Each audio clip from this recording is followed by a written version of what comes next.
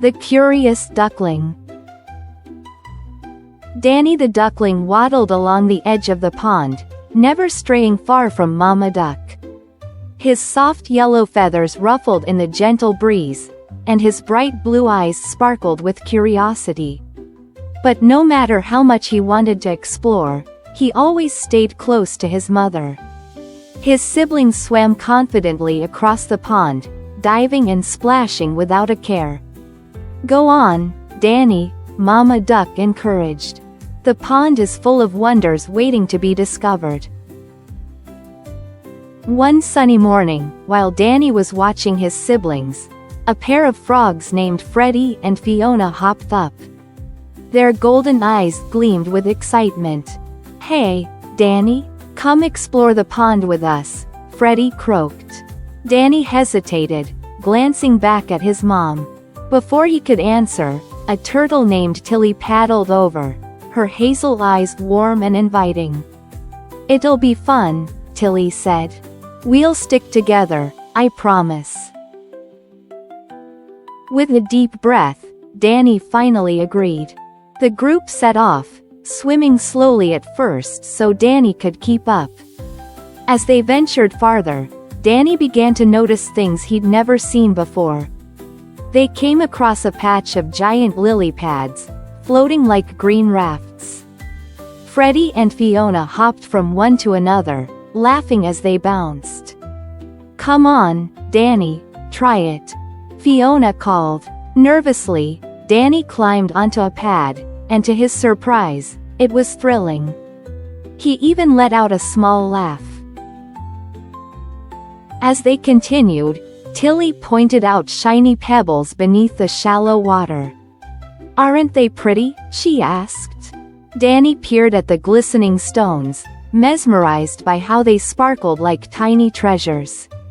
Suddenly, a dragonfly zipped past, its iridescent blue body gleaming in the sunlight.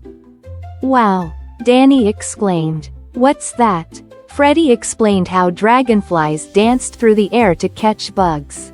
Danny listened intently, marveling at all the things he was learning. The group soon discovered a family of tadpoles wiggling in the water. "They'll grow up to be frogs like us," Fiona said proudly. Danny watched the tiny creatures, amazed by their tiny tails and how they swam in perfect harmony. Time flew by as the friends explored, but when Danny looked around, he realized they had gone much farther from his mom than he had ever dared. His heart raced. "I think we should go back," he said, his voice trembling. Freddie and Fiona quickly reassured him. "We're not far," Freddie said confidently. "We'll get you back in no time." Tilly smiled warmly and led the way, retracing their steps across the pond. As they passed the familiar lily pads and shiny pebbles, Danny felt calmer. He realized that even though he'd been nervous, his friends had made sure he was safe the whole time. By the time they reached Mama Duck, Danny was smiling again. Bursting with excitement, Danny told his mom everything. He described the giant lily pads, the shiny pebbles, the dragonfly, and the tadpoles. Mama Duck listened with pride, her warm brown eyes shining. Danny's siblings gathered around, eager to hear about his adventures. "You were so brave, Danny," Mama Duck said, nuzzling him gently. "See? The pond is full of wonders, and you're ready to discover them." Danny beamed, proud of himself for taking that first step. The next day, Danny felt braver. When Freddie, Fiona, and Tilly invited him on another adventure, he didn't hesitate. He swam a little farther from his mom, but this time, he knew she was always close if he needed her. With every splash and every discovery, Danny learned that stepping out of his comfort zone brought new stories, memories, and friends. And as he paddled across the pond, he couldn't wait to see what other wonders were waiting for him. The end. Benny learns to share. Benny the bear had just moved to a new part of the woods with his family. Starting at a new school made him nervous, but there was one thing he was sure about: he loved honey. On his first day, his mom packed him a big jar of golden honey, his favorite treat. As Benny walked into the cozy forest school, he clutched the jar tightly, hoping it would bring him comfort in this unfamiliar place. During snack time, Benny proudly opened his jar of honey. His new classmates, Ruby the rabbit, Timmy the turtle, and Sammy the squirrel, took out their snacks, too. Ruby had crunchy carrots, Timmy had a fresh salad, and Sammy had acorns. Ruby leaned over with a smile and asked, "Can I try some of your honey, Benny?" Benny hugged the jar closer and said, "No, it's mine." Ruby's smile faded, but she didn't say anything. As the week went on, Benny continued to keep his honey to himself. When Sammy offered him an acorn, Benny shook his head and said, "I don't like acorns." He noticed his classmates sharing their snacks and laughing together, but Benny always sat alone. "He's nice, but he doesn't share," Ruby whispered one day. Benny overheard and felt a pang of loneliness, though he didn't know how to change things. His honey was special to him, and he didn't want to give it up. One day, Mrs. Owl, the teacher, announced an exciting event, the Friendship Feast. The classroom buzzed as Mrs. Owl explained that everyone would bring their favorite food to share with the class. Ruby clapped her paws, declaring she'd bring fresh carrots from her family garden. Sammy proudly said he'd gather the biggest, crunchiest acorns. Even Timmy, who was usually shy, smiled and offered to bring greens from the pond. Benny, however, sat quietly, clutching his honey jar under the desk. In the days leading up to the feast, everyone excitedly shared their plans.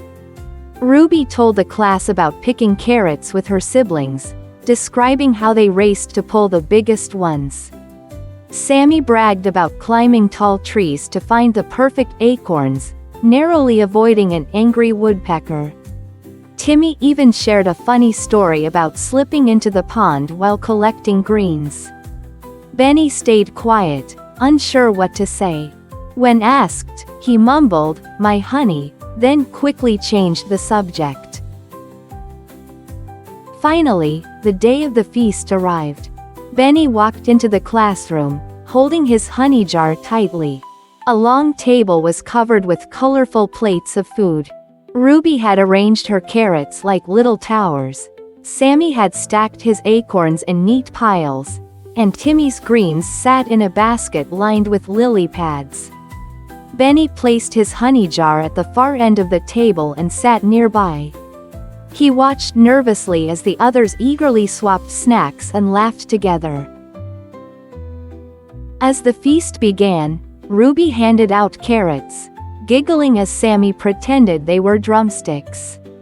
Sammy passed around acorns and challenged Timmy to crack one open with his beak. Benny noticed his classmates dipping their snacks into each other's food. Ruby tried an acorn with greens and called it the crunchiest salad ever. Sammy dipped a carrot into a jar of honey that Timmy brought, but it wasn't as golden or rich as Benny's honey. Benny stayed quiet, feeling unsure. The room filled with laughter, but Benny felt lonelier than ever. He sat back in his chair, staring at his untouched honey jar, wishing he could join in.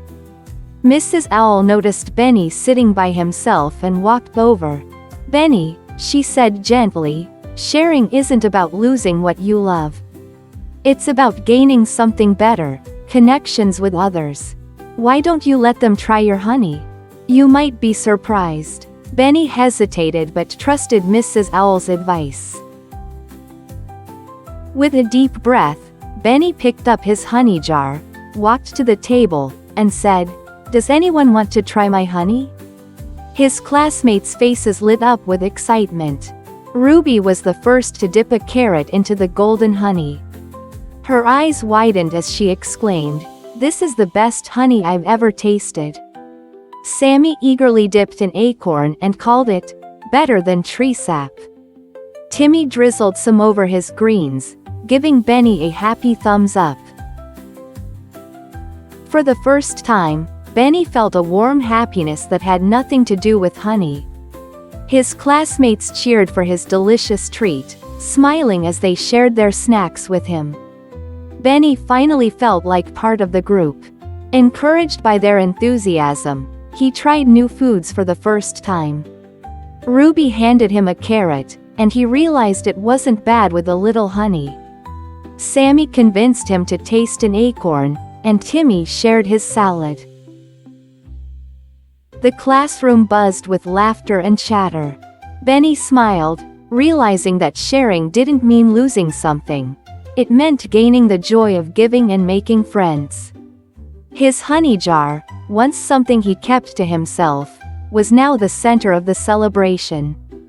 Benny looked around the table, feeling like he belonged for the first time.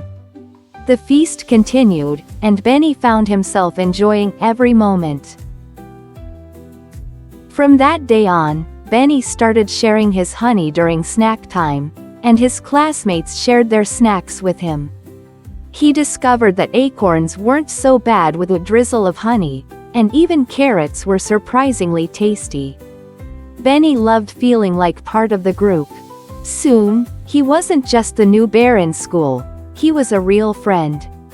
He didn't need to hold onto his honey so tightly anymore. He had something sweeter, friendship. And that's the end of the story about Benny the bear, the little cub who didn't know how to share but learned how wonderful it can be. Thanks to his friends and a little courage, Benny discovered that sharing doesn't mean losing. It means gaining smiles, laughter, and the warmth of friendship. Thank you for watching. Don't forget to join us for more fun and exciting stories in the next video here on Blue Opossum channel. See you soon. First day at school. Little hedgehog Henry woke up early. The soft light of the sun filtered through the trees, but he stayed curled up in his cozy bed. Today was his first day at school, and he felt a nervous twist in his tummy. "I don't want to go, Mom," he whispered, peeking out from under his blanket. His mom gently brushed his prickles and smiled. "It's okay to feel scared," she said, "but school will be fun." Mom held Henry's paw as they walked through the forest. The school was a wooden building nestled among tall trees. Outside, other animals were gathered, looking just as nervous as Henry. "Do I have to go in?" Henry asked, clutching Mom's paw tightly. She knelt beside him and said, "You're brave, and I know you can do this." Henry took a deep breath, let go of her paw, and walked through the door. Inside the classroom, a kind owl stood near the chalkboard. "Welcome, everyone. I'm Mrs. Owl," she said with a warm smile. "Find a seat and introduce yourself to the animals next to you." Henry chose a spot next to a bunny and a fox. "Hi, I'm Daisy," said the bunny, giving a cheerful wave. "I'm Finn," said the fox with a wag of his tail. Henry hesitated, then said softly, "I'm Henry." They all smiled at one another. Mrs. Owl picked up a ball of yarn. "We're going to play a game," she announced. "When I toss this to you, say your name and something you like." Daisy caught the yarn first. "I'm Daisy, and I like carrots," she said. Next, Finn held the yarn. "I'm Finn, and I like chasing butterflies." When the ball came to Henry, he squeezed it nervously. "I'm Henry, and I like picking apples," he said. Everyone clapped. After the game, Mrs. Owl announced it was time to paint. Each animal received brushes, and a palette of bright colors. Henry stared at the paints. "I've never painted before," he whispered to Finn. "Me neither," Finn replied. "Just try," Mrs. Owl encouraged. Henry dipped his brush in green paint and began to create a tall tree with red apples. By the time he finished, his painting looked just like the tree near his house. The other animals worked hard on their pictures too. Daisy painted a meadow filled with colorful flowers. Finn made a picture of a golden sun shining in the sky. Squirrel, who sat nearby, painted a giant acorn.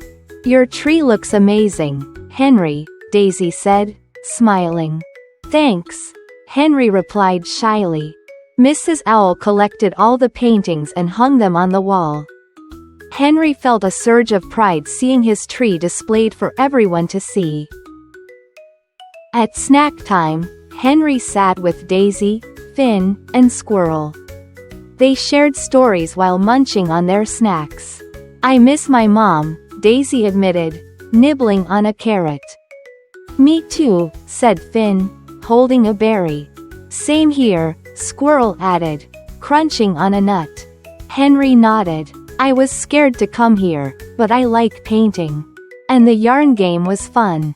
They all agreed, realizing they felt a little less nervous together. After snacks, Mrs. Owl led the class outside to play tag in the meadow. The sun was warm, and the grass was soft under their paws. Henry ran as fast as he could, laughing as Finn chased him. "You're so quick, Henry," Finn said, grinning. Henry tagged Daisy, who squealed and ran after Squirrel. The laughter and sunshine made Henry forget his worries. For the first time, he thought school might be a place he could enjoy. When the school day ended, Henry gathered his things and waved goodbye to his new friends. "See you tomorrow," he called out. Stepping outside, he saw his mom waiting with a big smile. He ran to her and hugged her tightly. "How was school?" she asked. "It was fun," Henry said. "I made friends, painted a picture, and played games." His mom kissed his cheek. "I'm so proud of you," she said. Henry couldn't wait to go back.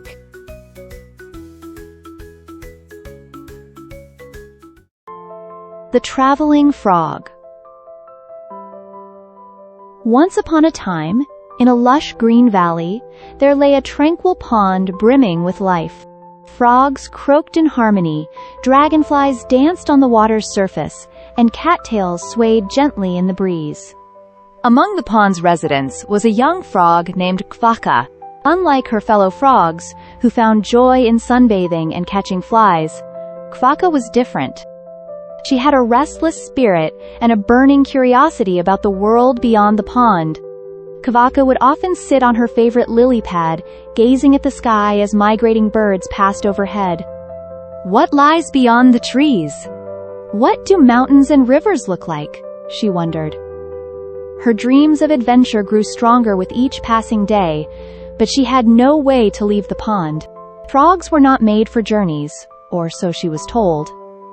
One day, as Kvaka daydreamed, two majestic geese landed at the pond to rest. They ruffled their feathers and sipped from the clear water. Their arrival caused quite a stir among the frogs, who were unaccustomed to visitors. While most frogs hid beneath the lily pads, Kvaka boldly hopped forward. "Welcome to our pond," Kvaka said, her eyes sparkling with excitement.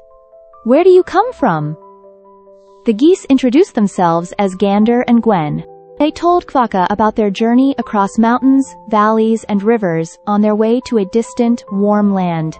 They described snow-capped peaks, glittering lakes, and bustling cities filled with strange creatures called humans.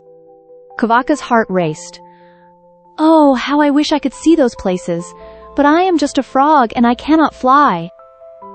Gander chuckled. "You are clever, little frog. Perhaps you can find a way." That night, Kvaka stayed awake, her mind racing with possibilities. By morning, she had devised a plan. She found a strong reed by the pond and presented it to the geese. "If you hold the ends of this reed in your beaks, I can bite the middle and travel with you," she explained. The geese admired her ingenuity but warned her. "It's a clever idea, but you must not open your mouth during the journey. If you do, you will fall." Kvaka nodded eagerly. "I promise to stay silent." The other frogs gathered to watch as the geese grasped the reed and Kvaka bit down tightly. With a mighty flap of their wings, they soared into the sky, carrying Kvaka with them. Kvaka was in awe as the world unfolded beneath her. The forest looked like a giant green carpet. The rivers shimmered like ribbons of silver, and the mountains loomed majestically in the distance. She had never imagined the world could be so vast and beautiful. As they flew over a meadow, they encountered a family of storks. The storks greeted them warmly and asked where they were headed. The geese explained their journey, and Kvaka remained silent, remembering her promise. The storks were amazed by the clever little frog and wished them safe travels. Soon, they flew over a small village. Children playing in the fields noticed the unusual sight and began to shout, "Look at that frog flying with the geese! How clever she must be!" Hearing their praise, Kvaka's chest swelled with pride. She longed to tell them that it was her brilliant idea. She held her tongue at first, but the temptation grew stronger. "I must let them know it was my plan," she thought. Before the geese could warn her, Kvaka opened her mouth to shout, "It was my!" But the moment she spoke, she lost her grip on the reed. With a terrified croak, Kvaka tumbled through the air. Down, down she fell, past trees and fields, until she landed with a loud splash in a muddy puddle.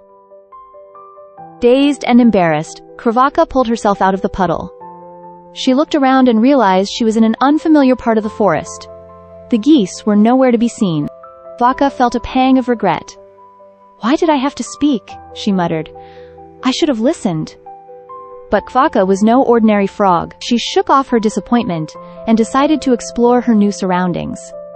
The forest was alive with sounds and smells she had never experienced before. She met a family of hedgehogs who shared their berries with her, and a wise old owl who taught her about the stars. As Kvaka journeyed through the forest, she realized that adventure didn't always require flying or grand plans. Even small discoveries brought joy and wonder. One evening, as Kvaka rested by a stream, she heard familiar voices. It was Gander and Gwen.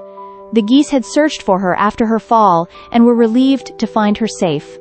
"You gave us quite a scare," Gwen said. "Are you ready to return home?" Kvaka smiled. "Not yet. I want to see more of this forest. But thank you for giving me a chance to fly. I've learned so much." The geese admired her courage and promised to visit her again. Kvaka stayed in the forest for many seasons, making friends and learning new things. When she finally returned to her pond, she was no longer the same restless frog. She shared her stories with the other frogs, inspiring them to explore and dream. Kvaka had learned an important lesson. Pride can lead to trouble, but curiosity and courage can open doors to endless possibilities. And so, Kvaka lived happily, her heart forever filled with the spirit of adventure.